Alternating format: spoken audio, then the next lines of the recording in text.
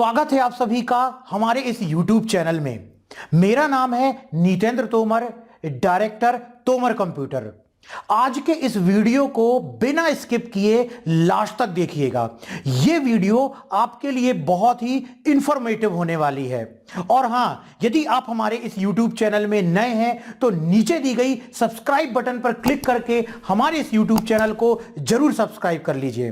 तो चलिए आज का वीडियो शुरू करते हैं। हेलो स्टूडेंट्स, क्या आप GDS ग्रामीण डाक सेवक की वैकेंसी निकली हुई है इंडियन पोस्ट ऑफिस के अंतर्गत, उसका फॉर्म भरने जा रहे हैं, या आपने फॉर्म भर दिया है, अब आपका रिजल्ट आने वाला है और आपको इंटरव्यू में जाना है? तो वहां पर आपको दोनों ही कंडीशन में, फॉर्म भरते समय या DB में, इंटरव्यू में, ठीक है, आपको क्या होगा, sir 60 days computer basic training की जरूरत पड़ेगी, जिसमें कि आपको एक सर्टिफिकेट दिया जाएगा। यही सर्टिफिकेट आपको फॉर्म भरते समय लगाना है या इंटरव्यू के समय में लगाना है, ठीक है, जिसे डॉक्यूमेंट वेरिफिकेशन बोलते हैं। या आप अभी फॉर्म भर रहे हैं तो उसमें भी आप उसे लगा सकते हैं। दोनों ही कंडीशन में आपको 60 डेज कंप्यूटर बेसिक कोर्स के सर्टिफिकेट की जरूरत पड़ेगी। तो यदि आप हमसे 60 डेज का बेसिक सर्टिफिकेट चाहते हैं तो उसके लिए हमारा एक ऐप है जिसका नाम है माय कंप्यूटर कोर्स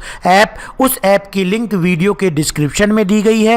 वीडियो के डिस्क्रिप्शन में जाइए, ऐप को डाउनलोड कीजिए। ऐप को डाउनलोड करने के बाद स्टोर टैब में जाइए, कोर्स ज्वाइन कीजिए पेमेंट करके, अपनी डिटेल हमें भेजिए। हम आपको 60 डेज का बेसिक कोर्स का सर्टिफिकेट जो है वो 24 आवर्स में ईमेल कर देंगे और उसकी हार्ड कॉपी आपको स्पीड पोस्ट कर देंगे।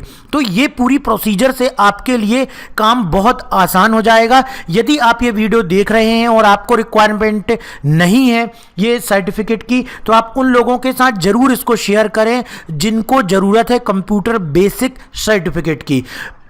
हम अपने इस YouTube चैनल में 60 डेज कंप्यूटर बेसिक ट्रेनिंग की एक पूरी सीक्वेंस लेकर के आए हैं, जिसमें कि हम पूरी जानकारी देते हैं, पूरा स्टेप बाय स्टेप जो सॉफ्टवेयर होते हैं जिसमें कि बेसिक ट्रेनिंग हमको करनी चाहिए, उन सॉफ्टवेयर के बारे में एक एक ऑप्शंस को हम डिस्कस करते हैं। तो कल हमने MS वर्ड में लेआउट टैब तक समझा था। आज की इस क्लास में हम समझने वाले हैं रेफरेंस टैब का यूज। जी हाँ, रेफरेंस टैब की भी जरूरत कई बार हमको MS वर्ड में डॉक्यूमेंट बनाते समय पड़ती है। मैं तो अपनी क्लास में पूरे एक एक ऑप्शन को डिस्कस करता हूं, इसलिए रेफरेंस टैब को भी अच्छे से समझना बहुत जरूरी है। तो चलिए अब हम रेफरेंस टैब को MS वर्ड में डिटेल में समझते हैं। देखो, MS वर्ड में एक टैब दी होती है जिसका नाम है रेफरेंस टैब। ये रेफरेंस टैब का यूज़ कहाँ पर होता है? इसका यूज़ होता है जब हम इंटरनेट में या ऑफलाइन, ठीक है, ऑनलाइन या ऑफलाइन कोई पेपर पब्लिश कर रहे होते हैं या हम कोई किताब छाप रहे होते हैं, तो पूरी बुक को पब्लिश करने से रिलेटेड ऑप्शन यहाँ पर दिखलाई देते हैं। जैसे आपने देखा होगा कोई भी बुक होती है, बुक के सामने इंडेक्स पेज होता है, सामने जिसको बोलते हैं टेबल ऑफ कंटेंट, जिसमें हेडिंग दी होती है, हेडिंग दी है और ये लिखा है कि ये इस पेज नंबर में है, तो आप उस पेज नंबर में डायरेक्ट पहुंच जाते हो और उस चैप्टर को पढ़ लेते हो। वो बुक्स में होता है। इसी प्रकार से आपने देखा होगा कोई टॉपिक दिया गया है, उसके बारे में कोई कमेंट या टिप्पणी या उस वर्ड की मीनिंग किताब के कहाँ दी होती है? नीचे दी होती है। तो उस प्रकार के ऑप्शन दिए गए हैं। या आपने देखा होगा किताब के आखिरी में लिखा होता है कि इसके राइटर का नाम क्या है। या जैसे आपने कोई मान लीजिए पेपर पब्लिश किया या आपने कोई नोट्स बनाया, तो उसमें आखिरी में आप ये देते हो कि ये नोट्स में किस किस बुक से इसको लिया गया है और उस बुक के राइटर कौन कौन है, ये भी आप बुक वगैरह में लगाते हो।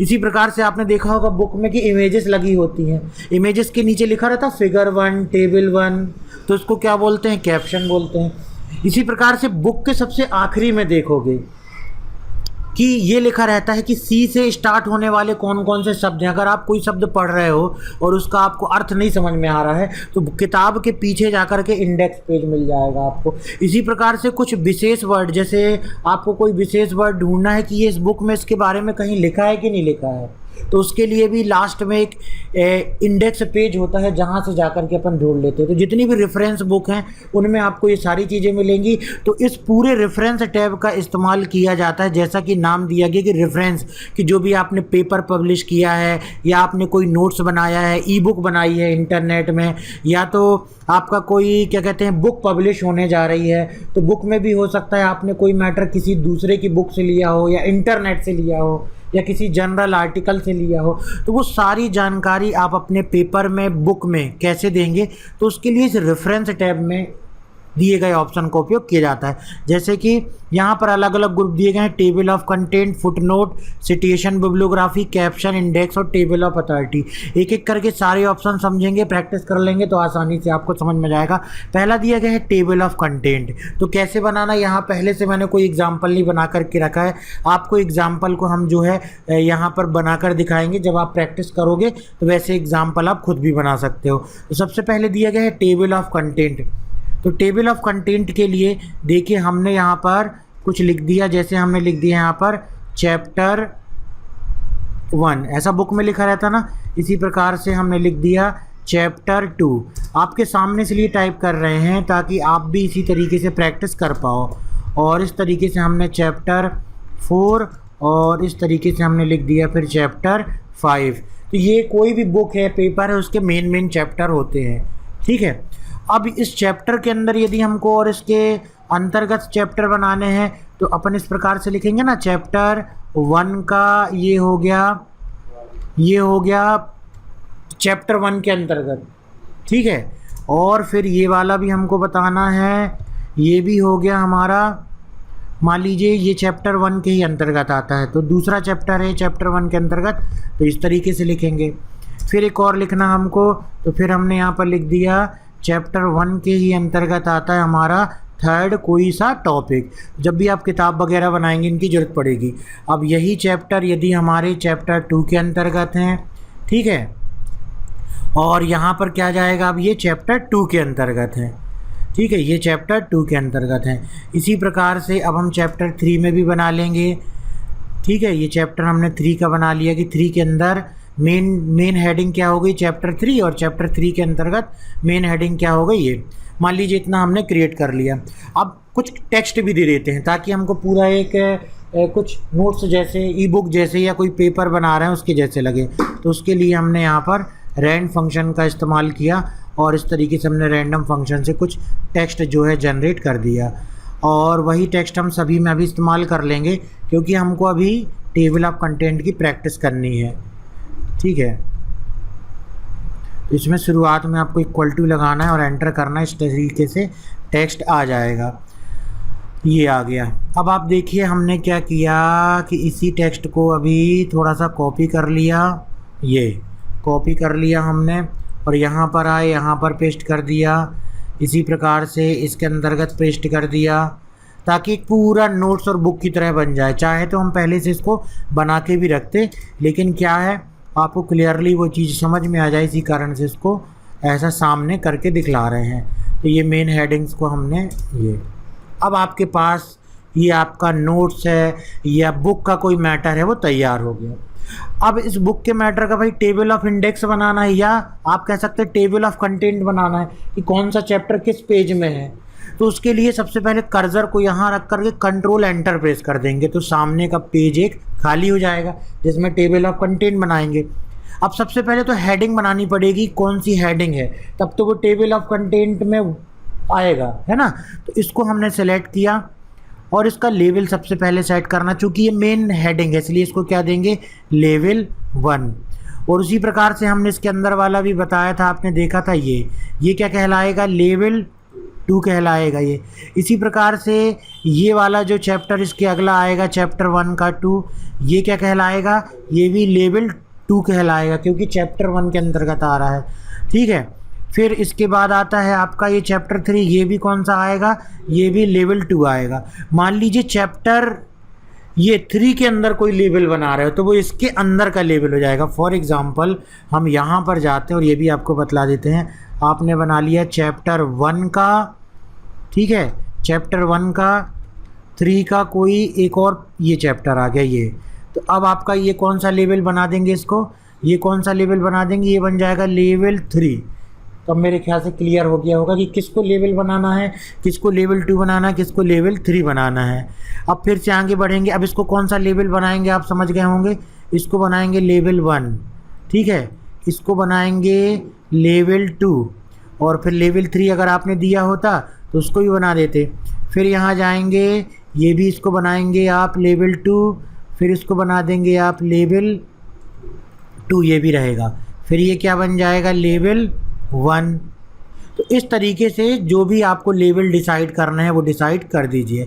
जिसके लेवल डिसाइड हो जाएंगे वही टेबल ऑफ कंटेंट के रूप में दिखलाई देगा, नहीं तो दिखलाई नहीं देगा।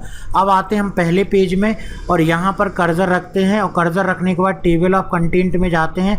टेबल ऑफ कंटेंट में देखो इतने प्रकार के तरीके आप बना सकते हो, ऑटोमेटिक टेबल 2, मैनुअल टेबल, सभी बना के देखते हैं। पहला वाला क्लिक कर दिया तो ये देखो सीधे आपको क्लिक करना है, पता चल गया कि चैप्टर 1। अब यहाँ पर कोई हेडिंग भी हो सकती है, ज़रूरी नहीं कि चैप्टर 1 लिखा है, हो सकता है आपने यहाँ पर लिख दिया होता fundamental of computer input device, तो यहाँ पर लिख कर क्या जाता fundamental of computer input device, ठीक है। तो लेकिन अभी हमने चैप्टर 1 चैप्टर 2 समझने के लिए लिख दिया था। तो ये देखिए ये किस पेज में है, चैप्टर 2 में है, ये किस पेज में है, 4 पेज में है, ये किस पेज में, 6। जो लेवल 1 है वो इस तरीके से मेन हेडिंग दिखलाई देगी, लेवल 2 ऐसा दिखलाई देगा, लेवल 3 और उसके अंदर दिखलाई देगा, और बाकी के लेवल देखो ऐसे दिखलाई देंगे। ये देखो लेवल 2 हो गया और लेवल 2 के अंतर्गत ये आ गए, ये लेवल 1 हो गया फिर लेवल 2 के अंतर्गत ये आ गए। तो इस तरीके से अपन क्या कर सकते हैं कि टेबल ऑफ कंटेंट बना सकते हैं। रिमूव करना है तो सिलेक्ट किए, रिमूव टेबल ऑफ कंटेंट कर दिए, रिमूव हो गया। इसके बाद फिर से हमने इसमें क्लिक किया, दूसरा अभी हमने पहली वाली डिज़ाइन बनाई थी, पहली वाली डिज़ाइन में हेडिंग में कंटेंट्स लिखा था, दूसरी वाली डिज़ाइन में केवल लिख करके आता है टेबल ऑफ कंटेंट्स, ठीक है, बाकी चीज़ें वैसी रहती हैं। फिर से हमने इसको सेलेक्ट किया, यहाँ पर गए और यहाँ से हमने इसको क्या कर दिया, रिमूव कर दिया।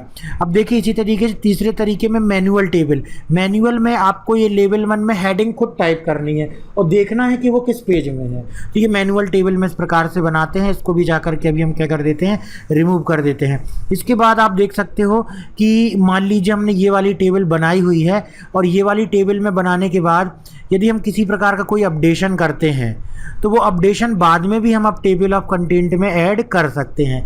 जैसे कि देखो यहाँ पर हमने गए और यहाँ पर जाने के बाद जो भी हमने यदि लेवल दिया नहीं था तो यदि इसको हम सेलेक्ट करते हैं और इसका लेवल क्या कर देते हैं, ये 2 लेवल हो गया, ठीक है, और इसी प्रकार से ये भी हो गया 2 लेवल। तो हमने कुछ नई चीज़ ऐड कर दी इस टेबल में। इस पे जाकर के अब हम यहाँ से जाकर के क्लिक कर सकते हैं किसमें, ये अपडेट टेबल में। अपडेट में क्लिक करेंगे, आपको नंबर बस जोड़ना है कि एंटायर टेबल, हमको एंटायर टेबल जोड़ना है। जैसे हम अपडेट करेंगे देखो ये भी जुड़ गया कि ये पेज नंबर किसमें दिए गए, तो टेबल यहाँ से क्या होगी, अपडेट भी हो जाएगी। इस तरीके से टेबल ऑफ कंटेंट आप जो है बना सकते हैं। और custom of table of content में जैसे ही क्लिक करेंगे यहाँ पर जाकर के ये इस ऑप्शन में क्लिक करेंगे, यहाँ से टेबल रिमूव होती है, यहाँ से आप office.com से और टेबल ऑफ कंटेंट की डिज़ाइन निकाल सकते हैं। इसमें क्लिक करेंगे तो टेबल ऑफ कंटेंट जो है ये डायलॉग बॉक्स में ये वाली टैब ओपन हो जाएगी। अभी आपका टेबल ऑफ कंटेंट का प्रीव्यू कैसा है, ऐसा दिखलाई दे रहा है। यदि आप पेज नंबर नहीं दिखलाना चाहते इसको अनचेक कर दो, पेज नंबर अब दिखलाई नहीं देगा, और इसको कर दो ओके और यहाँ पे कर दो ओके, देखो पेज नंबर हट गया, ठीक है। फिर यहाँ पर आए, फिर कस्टम ऑफ टेबल में आए और 100 नंबर पेज नंबर वाला चेक रहेगा तो फिर से आप ओके कर देंगे तो आप पेज नंबर दिखलाई देंगे। राइट अलाइन पेज नंबर में क्या होगा कि पेज नंबर हमारे कहाँ पर अलाइन हो जाएंगे, राइट में अलाइन हो जाएंगे। इस पर क्लिक करोगे तो पेज नंबर इसके पास में ही आ जाएंगे, तो जो प्रीव्यू दिख रहा है वैसे ही यहाँ पर भी आ जाएगा।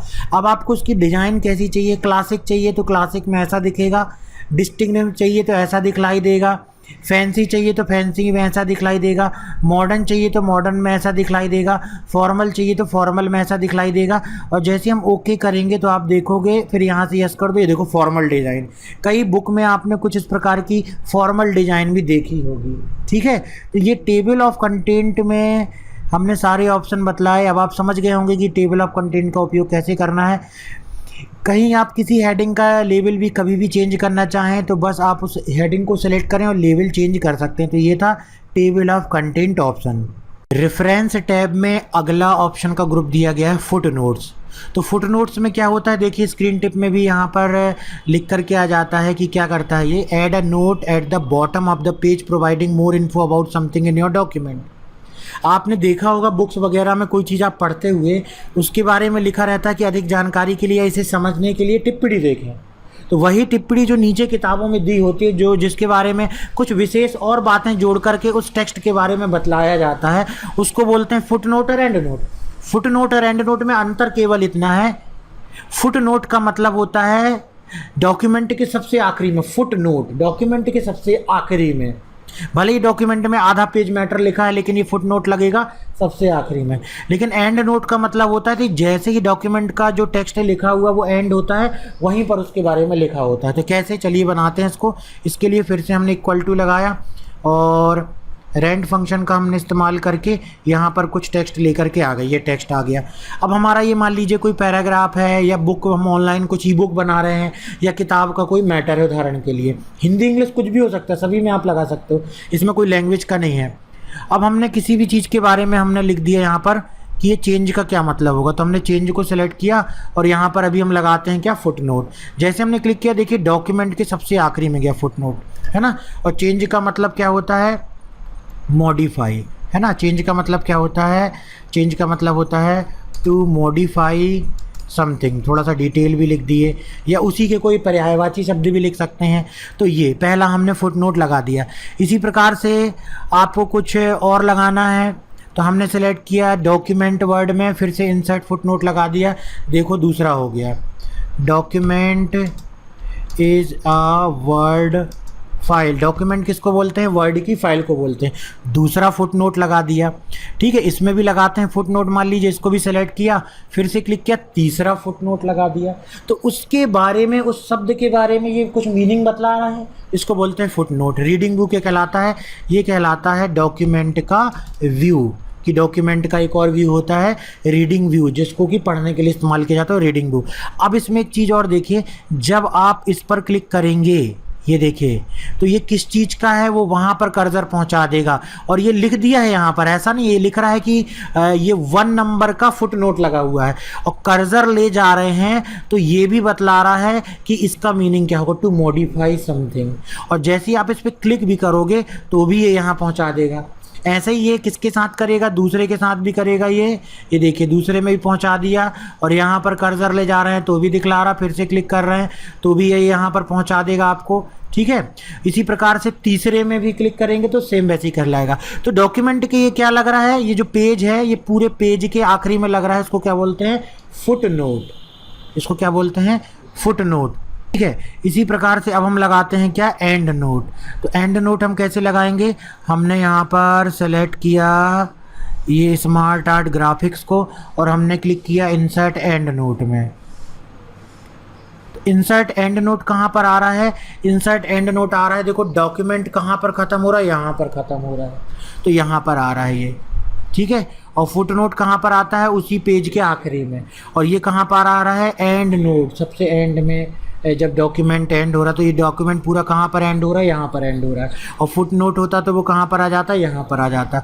डॉक्यूमेंट कहाँ पर एंड हो रहा है, यहाँ पर एंड हो रहा है, तो यहाँ पर आ जा रहा है। तो हमने लगाया स्मार्ट आर्ट के बारे में, तो smart art is used in word. तो ये हमने पहला क्या लगा दिया, फुट नोट लगा दिया। क्लिक करेंगे तो डायरेक्ट हम वहाँ पर पहुँच जाएंगे जहाँ भी हमने फुट नोट लगाया हुआ है, ठीक है। ये देखो स्मार्ट आर्ट वाले में लगाया था हमने फुट नोट, इसमें भी क्लिक करेंगे तो ये भी दिखलाई देगा। बस अंतर केवल इतना है कि एक एकदम आखिरी में जाता है। कवर पेजेस को हमने सेलेक्ट किया, फिर से हमने लगा दिया किस में, इंसर्ट एंड नोट में, ठीक है। ये इंसर्ट एंड नोट में लगा दिया, ये देखिए cover page means books cover design, ठीक है। जो भी आपको देना हो दे सकते हो। तो ये दो एंड नोट लगा दिए और यहाँ पर हमने क्या लगा दिया, फुट नोट लगा दिया। अब यहीं पर देखिए इसी पेज में, जैसे इस पेज में है, इसी पेज में यदि आप एंड नोट लगा दे, फुट नोट लगाते हैं, मान लीजिए हमने ये वीडियो में लगाया और हमने लगा दिया यहाँ पर क्या लगा दिया, इस बार हमने फुट नोट, ठीक है। ये देखो डॉक्यूमेंट के कहाँ पर आ रहा है, ये हमने इसको सेलेक्ट किया और सेलेक्ट करने के बाद इसको हमने लगा दिया यहाँ पर फुट नोट। ये देखो ये पेज है और पेज के आखिरी में पहुँचा दिया ये वीडियो। ठीक है, पिक्चर एंड एनिमेशन। ठीक है, एग्जाम्पल लिख दिया कि वीडियो का मतलब पिक्चर्स एनिमेशन। तो ये देखो अगर इसी पेज में हम मान लीजिए क्या लगाते फुट नोट, इसी पेज में यदि हम ने क्या लगा दिया यहाँ पर फुट नोट लगा दिया तो वो कहाँ पर पहुँचा दिया यहाँ पर, और इसी पेज में फिर से हम एंड नोट लगाते तो वो कहाँ पहुँचाता यहाँ पर पहुँचाता। ठीक है, समझ गए होंगे मेरे ख्याल से, जिस भी पेज में इस ऊपर आ रहा है। ठीक है, तो ये क्या कहलाता है आपका फुट नोट और एंड नोट। इसी प्रकार से यहाँ पर दिया गया है कि आपको नेक्स्ट एंड नोट देखना, तो ये कर्सर ले जाएगा जहाँ पर भी होगा नेक्स्ट एंड नोट, फिर यहाँ पर क्लिक करना है। प्रीवियस एंड नोट में क्लिक करेंगे तो कर्सर वहाँ पर ले जाएगा कि प्रीवियस एंड नोट कहाँ पर है, ये मूव करने के लिए। ठीक है, इसी प्रकार से प्रीवियस फुट नोट पे क्लिक किया अपन ने तो फुट नोट में ले जाएगा, और नेक्स्ट फुट नोट में क्लिक करेंगे तो नेक्स्ट फुट नोट में ले जाएगा कि ये कहाँ पर लगा हुआ है, तो उसको मूव करने के लिए। अब मान लीजिए आपने कर्सर यहाँ पर रखा हुआ, ये कर्सर यहाँ पर रखा है, सो नोट्स पर क्लिक करेंगे तो सीधे फिर ये जंप करके जैसे क्लिक करके पहुँचा रहे थे तो वो क्या करता है, कर्सर यहाँ पर रखा हमने किस में फुट नोट में, तो ये फुट नोट किस चीज़ का है उस पर ले जाएगा। ठीक है, जैसे ये एंड नोट किस चीज़ का हमने कर्सर यहाँ रखा, सो नेक्स्ट, ये देखो तुरंत पहुँचा दिया इसने कर्सर कि ये स्मार्ट आर्ट से रिलेटेड जो है हमने लगाया हुआ था। ठीक है, ये देखो स्मार्ट ग्राफिक्स में हमने लगाया हुआ तो यहाँ पर दिखला दिया। तो यहाँ पर ये दो ऑप्शन इस्तेमाल होते हैं, किस चीज़ का, फुट नोट और एंड नोट का। देखिए रेफरेंस टैब में अगला ऑप्शन दिया गया है सिटिएशन एंड बिब्लियोग्राफी। सिटिएशन का मतलब होता है उद्धरण, उद्धरण का मतलब होता है कि जैसे आपने बुक बनाई, आपने ऑनलाइन कोई चीज़ पब्लिश की, ई बुक बनाया, नोट्स बनाया, या कई बार आपने देखा होगा एमफिल होता है, पीएचडी होता है, उसमें पेपर पब्लिश करने होते हैं, उसमें कुछ चीज़ नई चीज़ बनानी होती है, नई चीज़ लिखनी होती है। तो उस तरीके से जब आप बनाते हैं तो आपको सबसे पहले तो ये बतलाना होता है कि जो भी चीज़ आपने बनाई हुई है वो कहाँ से ली है। फॉर एग्ज़ाम्पल हमने इस तरीके का एक किताब जो है वो बना रहे हैं, ये किताब हम जो है बना रहे हैं। इस किताब का मान लीजिए ये वाला पैराग्राफ हमने किसी बुक से लिया हुआ है, तो हमको जब ये इंटरनेट में पब्लिश करेंगे या किसी किताब में पब्लिश करेंगे तो ये बेहतर होगा कि हमको ये बतलाना चाहिए कि ये जो बुक, जो ये टॉपिक है, जो ये हेडिंग है या जो ये पैराग्राफ है वो किस बुक से हमने लिया है। तो उसके लिए सबसे पहले हम यहाँ पर जाएंगे इनसाइड सिटिएशन में और किस में जाएंगे, ऐड न्यू सोर्स में। ऐड न्यू सोर्स में मान लीजिए ये पैराग्राफ हमने किसी बुक से टाइप किया है तो हम बुक लिख देंगे, बुक का नाम हम लिख देंगे। ठीक है, ऑथर का नाम लिख देंगे, टाइटल लिख देंगे बुक। मान लीजिए ये बुक हमारी कंप्यूटर फंडामेंटल की कोई बुक थी, वहाँ से हमने लिखा था तो हमने लिख दिया कंप्यूटर फंडामेंटल। ठीक है, किस ईयर में ये बुक छपी हुई थी, किस शहर की बुक है ये, वो लिख दिया हमने। और पब्लिशर का नाम क्या है तो हमने लिख दिया राम पब्लिशर। ठीक है, इस तरीके से, और इसको कर दिया हमने क्या, ओके कर दिया। तो ये पैराग्राफ जो है, ये पैराग्राफ से समझ में जाता है कि ये पैराग्राफ किस बुक से लिया गया है। यहाँ पर इसका ये आप देख सकते हो नाम भी ऐड हो जाता है, बुक्स वगैरह में देखना ऐसा लिख करके भी जाता है।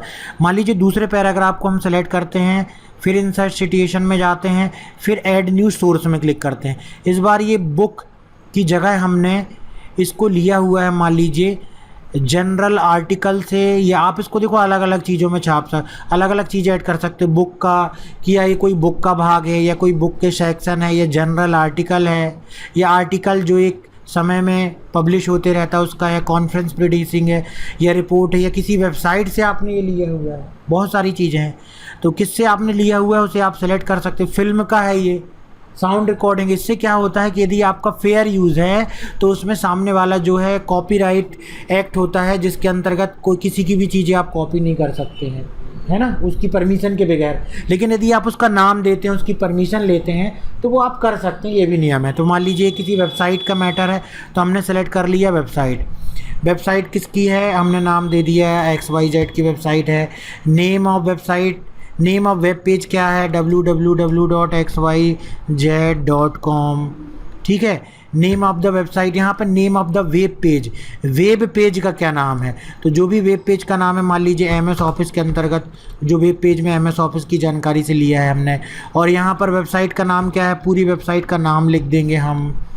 किस ईयर में ये वेबसाइट बनी हुई है उसका नाम लिख देंगे, किस मंथ में बनी हुई है वो भी लिख देंगे, ठीक है, किस दिन बनी हुई है वो भी लिख देंगे, वेबसाइट लॉन्च हुई। उसका यूआरएल क्या है, तो यूआरएल फिर से हम इसको ही लिख सकते हैं, ये यूआरएल भी लिख दिए।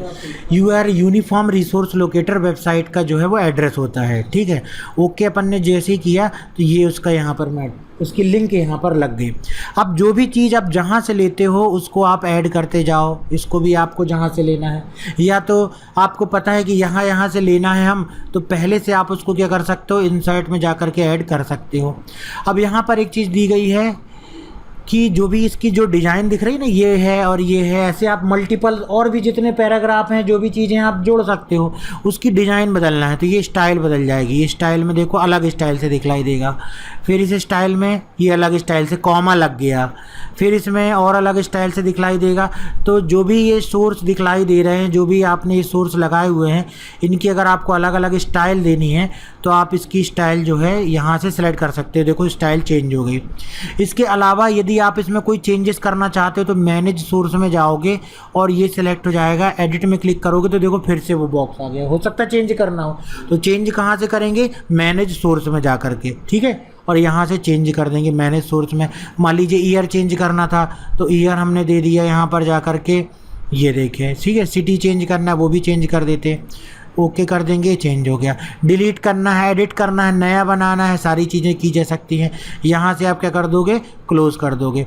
तो इस प्रकार से इसको हम क्या कर सकते हैं, मैनेज सोर्स से इसको एडिट कर सकते हैं। अब क्या होता है, बुक है या आपका जो भी पेपर है, आपने मान लीजिए 10-15 जगह से सारी चीज़ों का इस्तेमाल किया, तो सामने वाले को आपको ये भी बतलाना कि भाई आपने किन किन जगह से इस चीज़ को लिया है, या कोई भी सिलेबस देखना, किताबें देखना, आखिरी में लिखा रहेगा कि ये चीज़ जो है, कोई भी बुक्स देखना, नोट्स देखना, आखिरी में लिखा रहेगा कि ये टॉपिक हमने इन बुक्स से लिया है, तो उसको क्या बोलते हैं, बिब्लियोग्राफी। बिब्लियोग्राफी का मतलब होता है हिंदी में ग्रंथालय, कि जो भी चीज़ें आपने अपने पेज में, अपने ई बुक में, अपने पेपर में इस्तेमाल की हैं वो कौन कौन से बुक से ली हैं। तो पहले तो बुक के नाम एंटर कर दिए, बुक के नाम एंटर करने के बाद बस बिब्लियोग्राफी में आप क्लिक करेंगे तो ये देखो बिब्लियोग्राफी में इस प्रकार से जाएगा कि हमने ये राम कुमार ऑथर का नाम है और बुक का नाम ये है, पब्लिशर ये है, ठीक है, और यहाँ से हमने इसमें जो कंटेंट है वो लिया हुआ है।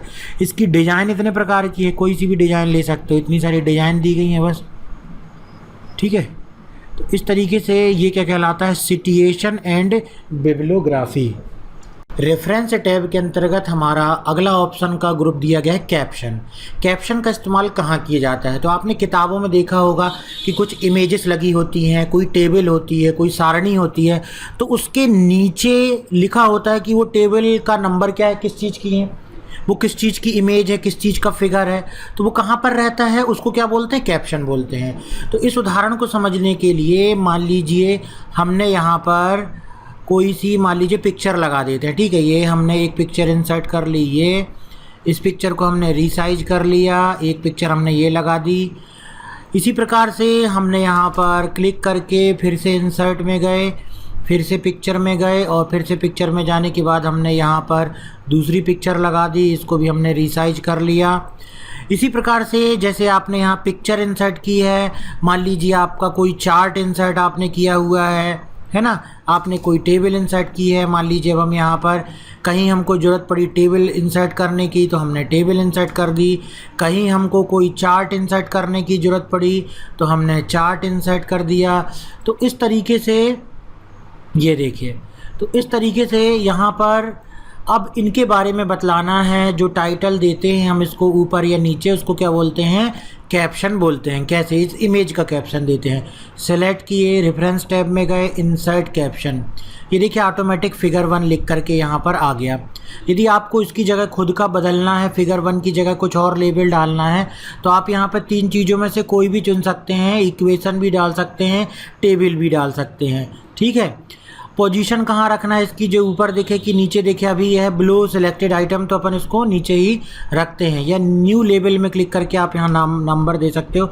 मान लीजिए पिक्चर है तो हमने दे दिया यहाँ पर इस तरीके से पिक्चर, ठीक है। देखिए ऑटोमेटिक पिक्चर 1 आ गया। ओके में क्लिक करेंगे तो उसके नीचे ये पिक्चर 1 आ गया।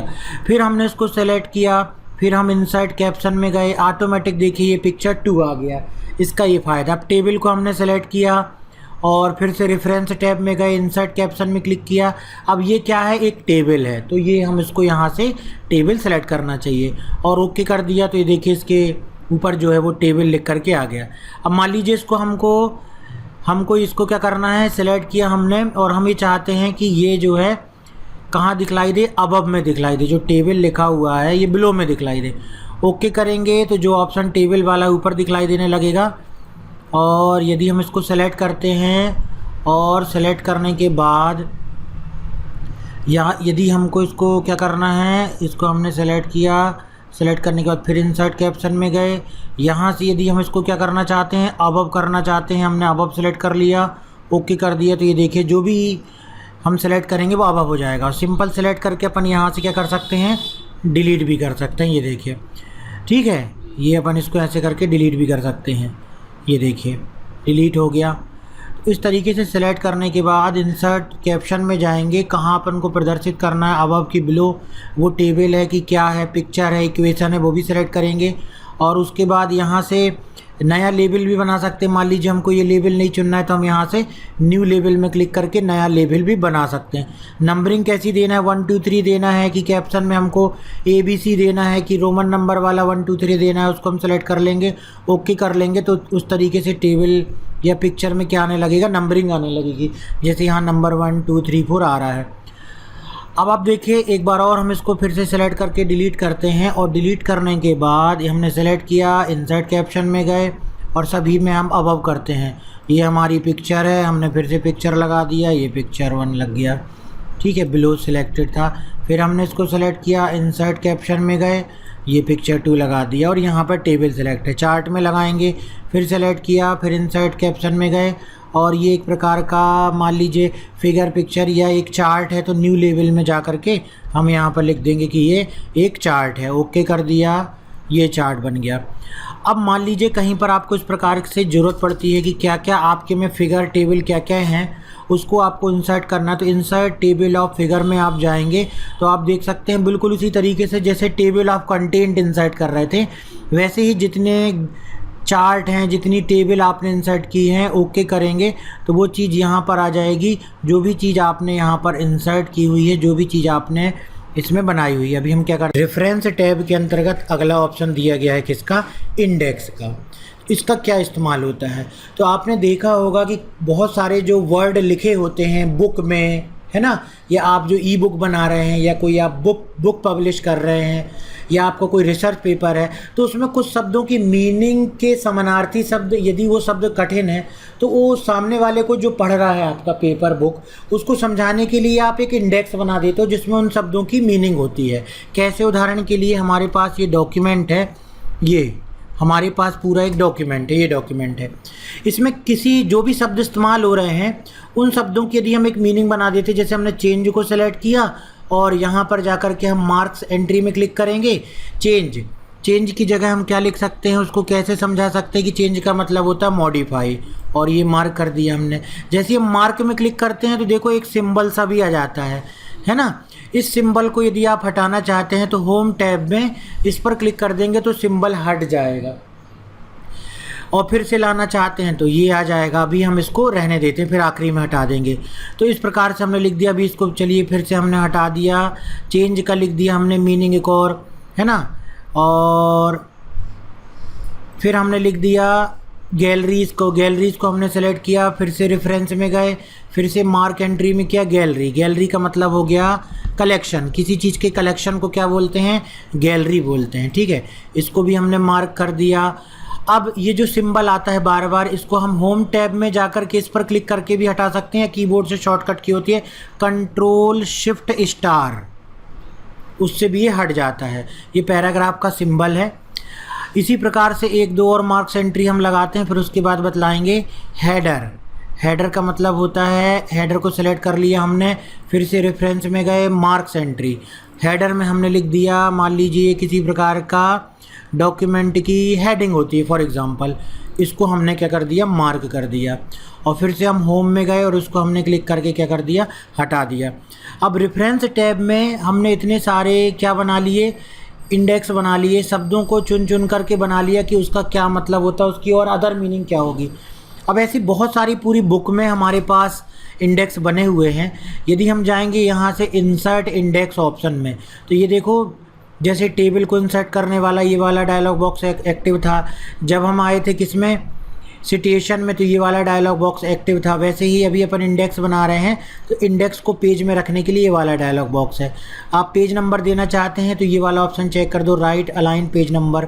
इसकी डिज़ाइन बदलना चाहते हैं, क्लासिक में ऐसी डिज़ाइन आएगी, फैंसी में ऐसी डिज़ाइन आएगी, कैसी डिज़ाइन रखना चाहते हैं वो आपके ऊपर है। मान लीजिए फैंसी दे दिया, ओके कर दिया। तो ये देखो ए से आने वाले शब्द क्या हैं, सी से आने वाले शब्द क्या हैं, है ना, जी से आने वाले शब्द क्या हैं। इस तरीके से समझ में आ जाएगा कि गैलरीज का मतलब कलेक्शन, और ये मिल जाएगा पेज नंबर 1 में। सी का मतलब सी वाले शब्दों में चेंज, और चेंज का मतलब क्या होता है, मॉडिफाई। तो कोई शब्द यदि समझ में नहीं आ रहा है तो अपने पास एक पूरी आखिरी में एक टेबल जैसे बन जाएगी, उसमें हम उस शब्द के अल्फ़ाबेट में जाएंगे और ढूंढ लेंगे कि यार गैलरी शब्द इन लोग ने इस्तेमाल किया है, तो गैलरी का क्या मतलब होता है, अच्छा कलेक्शन मतलब होता है गैलरी का।